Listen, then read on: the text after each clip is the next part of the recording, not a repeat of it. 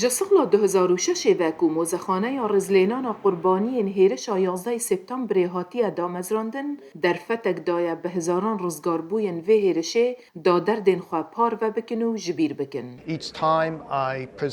هر جاره که من موزخانه پیشکشی دکر آنجی من خلق موزخانه دیگران دما از آتنا مال من حسن باشتر هبون و از آرامتر دبو من حس دکر که من تشتک پاروکریه و من هارکاریه کریه و اوجی حستک باش بو. لی خرابون روشا آبوری که جبر پندمی کووید در کتهوله زیده بو و لحفده طباخ ای سال موزخانه هاتا گرتن. دا هاتا میج خلکی تین مزاخانه سردانچین و تشتن لویر تین فروتن تی و مخابن بی میوان تین ور من نکاری خرجین که پیوستن جبو مزاخانی دابن بکن.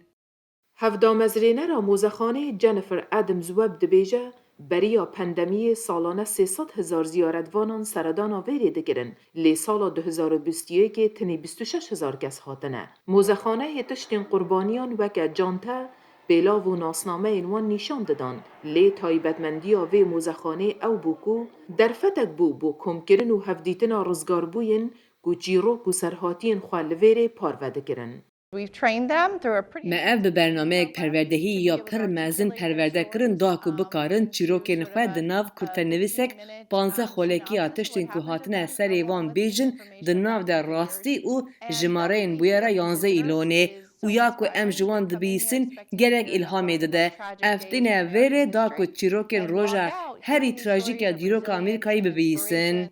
پرانی آوان کلو پلان و بین و گوهستن با موزخانه یا ولایت نیویورکی لباجار البنی و هر وصال سرهیل انترنت جی و بین دیتن لی آلیگرین موزخانه دبیجن دبک و پیوندی نافبر رزگاربوین 11 سپتامبر و زیارتوانان با هر جناف بچد.